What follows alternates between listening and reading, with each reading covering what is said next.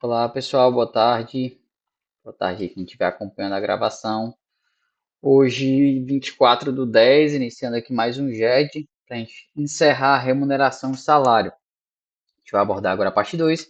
No GED anterior, parte 1 já está gravado, já está no canal do YouTube. E agora a gente inicia a parte 2. Na parte 1 nós falamos sobre alguns encargos que compõem o salário, algumas formas desse. E agora nós iniciaremos a falar sobre o salário utilidade. O salário utilidade, ele é o pagamento in natura, ou seja, é uma forma de transação onde um bem ou serviço é trocado diretamente por outro, sem a intermediação de dinheiro. Aqui no caso é aquele salário que é pago com algo que é adverso do dinheiro. Esse algo pode ser um serviço, pode ser um bem, e pode ser uma habitação, diversas formas. Então, contanto que obedeça os requisitos que a gente vai falar no decorrer da aula. O artigo 458 da CLT, ele frisa que, além do pagamento em dinheiro, compreende-se no salário para todos os efeitos legais, a alimentação, a habitação, o vestuário ou outras prestações in natura que a empresa, por força do contrato ou do costume, fornecer habitualmente a empregado. Em caso algum, será permitido o pagamento com bebidas alcoólicas ou drogas. Ou seja, aqui a gente já tem um adendo sobre o que pode-se ou não ser objeto do salário in natura, do salário utilidade. Não pode haver pagamento com bebida alcoólica.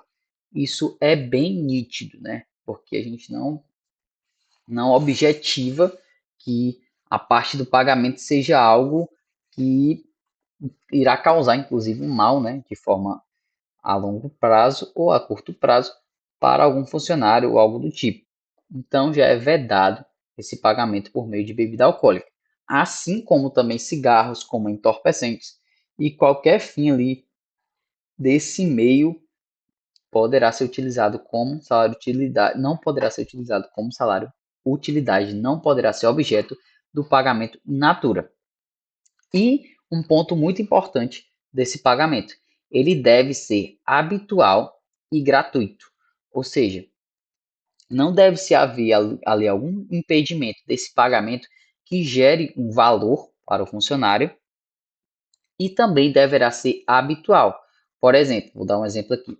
No caso, habitual a gente sabe o que é, né? É algo que se percute ali pelo tempo, é algo que é constante. E o gratuito é algo pontual, por exemplo, que você vai dar algum salário à pessoa, vamos supor. Não, um pagamento que vai ser 30% do salário vai ser em cesta básica. Aí, para eu te dar a cesta básica, eu vou e cobro de ti. Por exemplo, eu vou, mas vai ser cobrado taxa tal, que é a taxa do transporte, a cesta básica, algo do tipo. Não pode, né? Porque aqui já é uma contraprestação. Você já está no caso, recebendo uma parte do seu salário em meio natural, em algum objeto que não seja a pecúnia. Aí você vai ser taxado sobre aquele objeto. É como se estivessem taxando para tu receber o teu salário. Então não existe nexo entre esse contexto. O, aí no caso a gente já parte para outros pontos que tornam o salário de utilidade regrado. Outro ponto é o mínimo de 30% em pecúnia, ou seja, se eu for pagar ali 100% do teu salário, supomos que a gente vai usar o meio do salário de utilidade. A gente só poderemos foi ótimo, né? Nós só poderemos utilizar de até 70% do salário para ser pago em salário de utilidade. Ou seja, obrigatoriamente, eu terei que pagar 30% desse salário, do teu salário, em pecúnia. Ou seja, se tu recebe R$ 1.000, por exemplo, R$ 700 eu posso utilizar de salário in natura, de salário utilidade, mas obrigatoriamente os teus 300 eu tenho que pagar. E lembrando, isso deve ser previsto em contrato. Não é algo que dá na telha do empregador, não é um jus variante, como a gente estudou do empregador, para ele fazer simplesmente quando dá na telha dele. E outra coisa, a gente tem que se linkar. Esse acho que é um dos pontos mais importantes do salário utilidade, que ele é pelo serviço e não para o serviço. Aqui também, na minha cabeça, se veicula ao gratuito, né? Que é como eu falei. Ele não pode ser para tu desempenhar o teu serviço. Ele precisa ser pelo o teu serviço. Por exemplo, vamos supor que eu te dou um veículo para tu trabalhar, entendeu? E eu vou e boto aquilo ali como salário in natura. Não é. O teu serviço, aliás, o teu veículo, ele é uma forma de transporte? É. Ele pode servir para ti, inclusive em alguns momentos vagos? É. Mas você necessita daquele veículo para desempenhar o teu serviço. Então, aquele veículo ele se torna para o serviço e não pelo o serviço. É algo que é bem pontual e é mais interpretação. Você interpreta se aquilo é realmente para o serviço ou pelo serviço. Se for para o serviço, não pode ser objeto de salário utilidade, salário natura. Enquanto se for pelo serviço, pode sim, tranquilamente ser objeto. Exemplos que não podem ser objeto de salário utilidade: vestuários e equipamentos para prestação de serviço, no caso, por exemplo, o EPI. O cara te dá uma bota lá e não, isso aqui é o teu salário de utilidade. Mas se tu não usar a bota, cai uma cor no teu pé e quebra o teu pé em 7 partes. Não é um salário de utilidade. Previdência privada, bem óbvio, né? Não tem nem o que explicar. A previdência ser objeto de salário de utilidade, por mais seja privada, mas não deixa de ser uma necessidade do empregado. O seguro de vida e acidentes pessoais, seguro esse que precisa ser contratado pela empresa, não pode também ser objeto de natura, é algo que necessita ser obrigatório por parte deles. O transporte para locomoção de ida ao serviço. Vamos supor aqui que ele te paga a tua passagem todo dia e diga que aquilo é parte do teu salário. Aí a gente já volta lá para cima, né? Para o serviço, pelo serviço. Tu precisa ir para o trabalho, obviamente, né? Não vai trabalhar de casa, por exemplo, tu trabalha de operador de máquina e tu vai operar aqui num óculos de realidade virtual, né? A máquina, sem sair de casa. Tu precisa ir para a empresa. Então, obviamente, é para o serviço e não pelo o serviço. O sobressalário. O que é o sobressalário? Ele é utilizado para designar qualquer valor adicional pago a um trabalhador além do seu salário base. É, no caso ali, as conectividades do salário. Por exemplo, você tem o seu salário base e você tem a sua remuneração. A sua remuneração não é só o seu salário base. Tem várias outras coisas que estão inclusas na remuneração, como as horas extras, como a comissão, como as gratificações. Então, esses pontos, a gratificação, a comissão, a demais, todos são objetos no caso, um sobressalário. As horas extras, no caso, são os pagamentos adicionais por hora trabalhada, que a gente tem ali pela CLT assegurado a nossa CLT, aliás, a nossa hora extra, perdão, que será de no máximo 2 horas diárias e terá no mínimo o acréscimo de 50%. As comissões, que é o percentual sobre a venda do serviço realizado, por exemplo, quem trabalha ali com comissão, é algo que complementa o salário também e é objeto de um sobressalário. As gratificações são pagamentos por metas, por exemplo, você bate uma meta, ele tinha que bater a venda de 10 mil, aí você vai e bate, aí você ganha gratificação. Também é um exemplo de sobressalário. O adicional noturno, que é no caso o pagamento por hora ali extra ao horário diurno, que normalmente inicia-se no urbano às 22 horas, então a partir de 22 horas até 5 horas da manhã, você está mediante um trabalho no horário noturno. E o adicional de periculosidade e insalubridade. Periculosidade é, no caso, o trabalho desempenhado em condições que expõem o trabalhador ao risco. E o insalubridade é quando é um pagamento de adicional sobre as condições insalubres, quando o agente está ali exposto a agentes nocivos à sua saúde. Isso é exemplo de salário de insalubridade. Boa tarde, Davi. Agora a gente aborda os pontos, no caso a insalubridade e a periculosidade.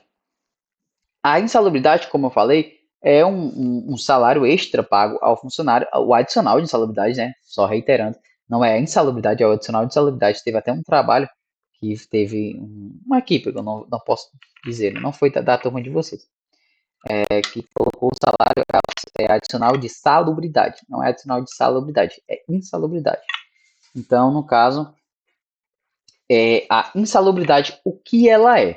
O artigo 189 da CLT diz que serão consideradas atividades ou operações insalubres aquelas que, por sua natureza, condição ou método de trabalho exponham os empregados a agentes nocivos à saúde acima dos limites de tolerância fixado em razão da natureza e da intensidade do agente e do tempo de exposição aos seus efeitos.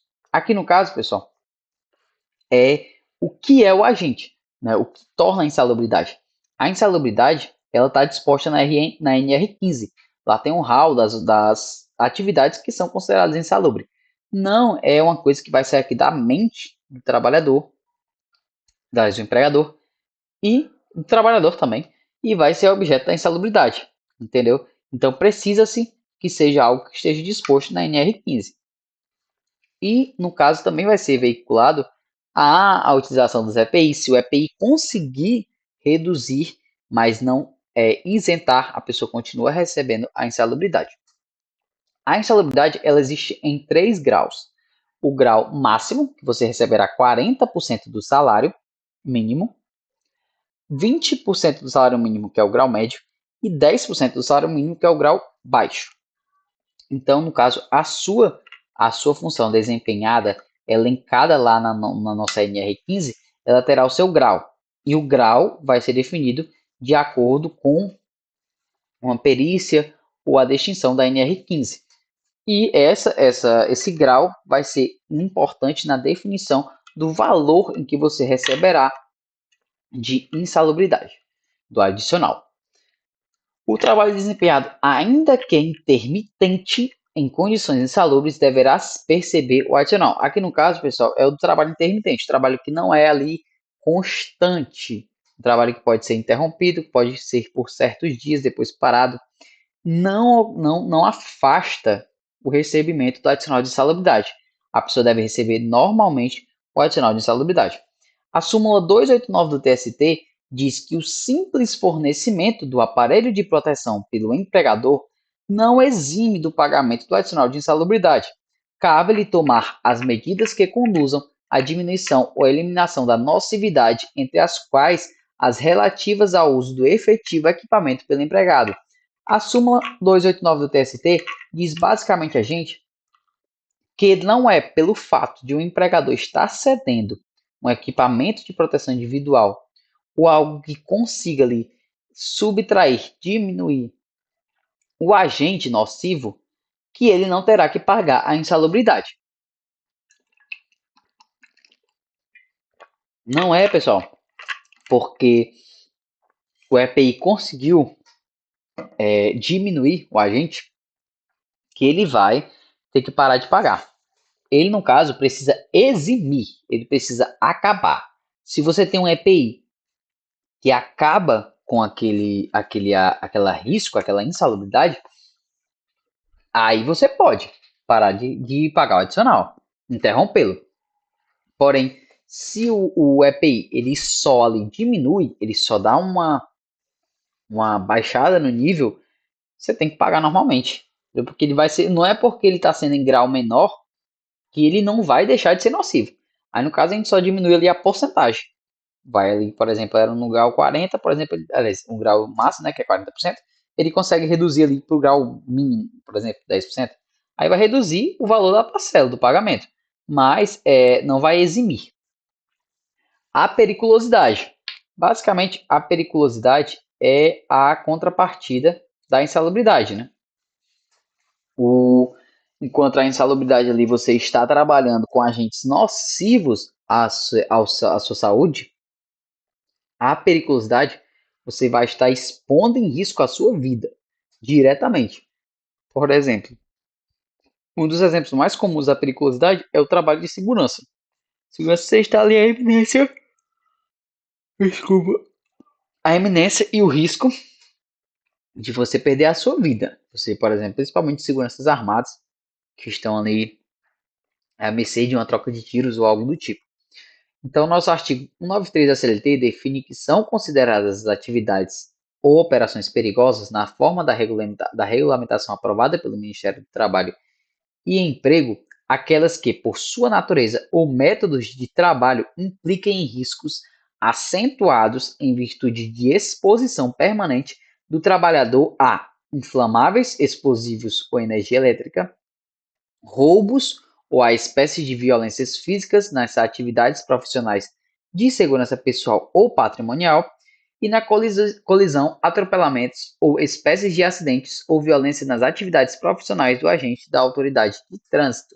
Ou seja, nessas três opções aí que se encaixarem, você está à mercê de risco de vida. O risco à sua integridade física. No caso, pessoal, vocês viram lá que a insalubridade tem à disposição perante a NR15. Você só pula uma casa, viu? Na periculosidade é NR16. Ou seja, a NR16 vai ter lá o RAU das atividades que são consideradas atividades periculosas. E essas, diferentemente do adicional que lá tem o grau na insalubridade, na periculosidade vai ser um grau fixo, um grau de 30%, aliás, uma parcela fixa, né, que é 30% do salário base. Lembrando, é importante vocês saberem, pessoal, a distinção de qual salário vai ser a base de cálculos, de onde vai ser a base de cálculos das duas. A insalubridade é na base de cálculos do salário mínimo. O salário mínimo que é determinado ali na sua região, ou que no caso não tem salário mínimo da região, não tem piso salarial, é pelo piso salarial da sua base territorial nacional, que é no caso o mínimo nacional. E aqui na periculosidade é o salário base, é o salário ali a qual você é contratado, salário base, para o cálculo desses 30%. Então, acho que um dos pontos mais importantes entre salubridade e periculosidade de diferenciação é vocês saberem o que a base de cálculos dessa porcentagem, certo? Salubridade, salário mínimo, periculosidade, salário base. Cessou a periculosidade, não é mais devido o adicional. Ou seja, mesma fórmula da insalubridade, quando tem um EPI que cessa a insalubridade, encerrou-se a necessidade do pagamento. Aqui também é alto e claro. Encerrou a periculosidade, encerrou o pagamento de adicional. Bem direto. A equiparação salarial. A equiparação salarial, pessoal, é ali no caso, quando ocorre, é bem, desculpa, é bem direto, né? Se você, por exemplo, tem uma equiparação entre, se você tem duas funções, duas pessoas, com a mesma função, idêntica, mesmo tempo de serviço e tudo mais, entrar os dois no mesmo mês, não há necessidade, aliás, não há sentido que haja uma diferenciação entre serviço, se os dois desempenham na mesma qualidade o serviço, se é de igual. Então a equiparação, ela traz esse ideal, que haja uma consonância entre os salários, entre as contraprestações do empregador, devidas às pessoas que desempenham ali a mesma função na mesma qualidade, no mesmo tempo. O artigo 7º da nossa Constituição Federal, ele diz que são direitos dos trabalhadores, né, urbanos e rurais, no capítulo do artigo 7º, e em seu inciso 30, a proibição de diferença de salários, de exercício de função e de critérios de admissão por motivo de sexo, idade, cor ou estado civil. E no seu inciso 31, diz que a proibição de qualquer discriminação no tocante a salário, critério de admissão ou do trabalhador portador de deficiência. Ou seja, nem em qualidade de deficiente, nem em qualidade de sexo, idade, cor ou estado, civil, deve-se haver essa diferenciação salarial, de forma alguma. O artigo 461 da CLT refrisa, né, sendo idêntica a função a todo de igual valor prestado ao mesmo empregador no mesmo estabelecimento empresarial, corresponderá igual salário sem distinção de sexo, etnia, nacionalidade ou idade, no caso. É bem direto, pessoal. Esses artigos, eles são bem descritivos.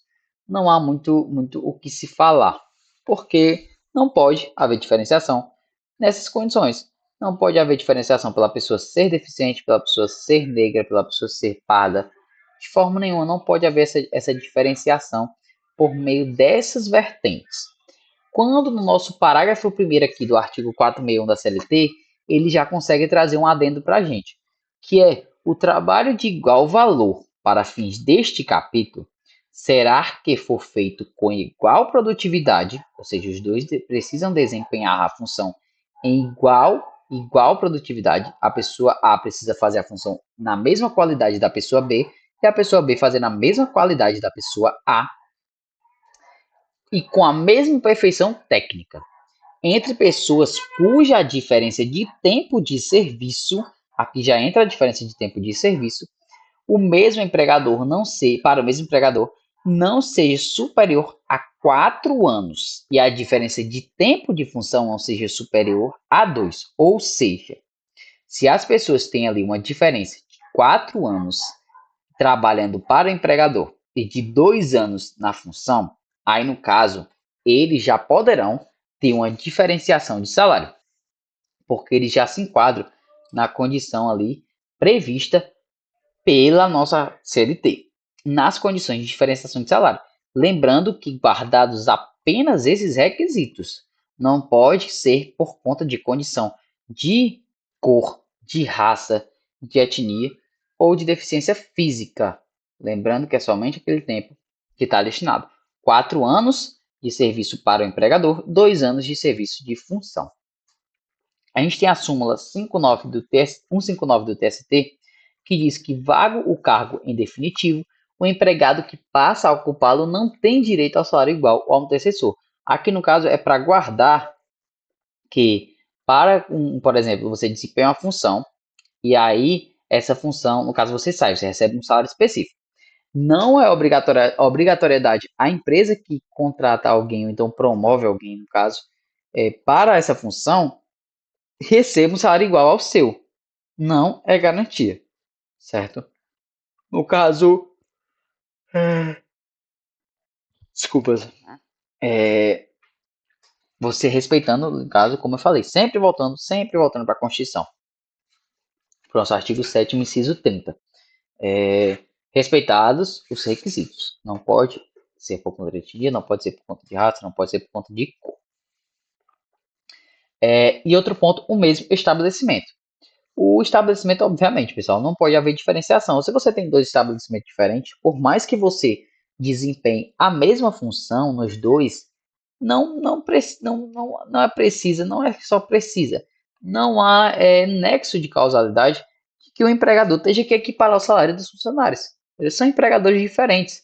Se a empresa é minha, se eu quiser contratar aqui o Davi para ganhar 10 mil reais, mesmo que ele faça uma função, aliás, em outra empresa tenha a mesma função dele que o funcionário receba 2, não existe nexo de causalidade de que eu tenha que seguir a regra de pagar a mesma coisa, entendeu? Agora, logicamente, quando a gente se refere à força de pagamento. Agora, se você tem um salário ali base, obviamente você não pode retroagir, né? Não pode ir para abaixo dele. Mas, nas condições de pagar mais, tranquilo, não pode haver essa equiparação de empresa por empresa, não. Cada empresa tem seu dono, cada empresa tem seu proprietário. Ele que irá guardar as formas a qual ele acha correta de pagamento. Considera esse estabelecimento todo complexo de bens organizados para empresa, para existir da empresa por empresário ou por sociedade empresária. Aqui no caso é para direito empresarial. Direito empresarial define o que é um estabelecimento. O artigo 461 da CLT diz que, na hipótese de discriminação por motivo de sexo, raça, etnia, origem ou identidade, o pagamento das diferenças salariais devidas ao empregado discriminado não afasta de seu direito a ação de indenização por danos morais ocorridas especificamente no caso concreto. No caso, quando ocorre a discriminação, poderá o empregado solicitar uma indenização por danos morais, tendo em vista que é discriminatória. Não houve a equiparação salarial por um motivo discriminatório. Pessoal, vou dar aqui o link da presença. Hoje o nosso jet foi bem curto, não tem muito o que se prolongar, né? A gente está aí nesse, no caso, ponto que não é muito extenso. A mineração de salário normalmente é bem objetivo, pelo contrário, né? E não tem muito o que se falar. Eu coloquei aí um linkzinho, pessoal, um QR Codezinho no slide, que é o material da PUC-SP. eles produziram um material exatamente sobre equiparação salarial. É um material bem interessante, eu dei uma lida nele, eu já havia lido anteriormente, lembrei de colocá-lo, e eu achei interessante colocar para vocês que gostem de se aprofundar no conteúdo, para vocês darem uma lida. É bem interessante o material. Vou estar encerrando aqui a gravação. Para quem ficou até o final da gravação, quiser mandar um resumo, algo que comprove a sua presença, eu aplico a presença sem problema nenhum, certo? Tchau, tchau, pessoal.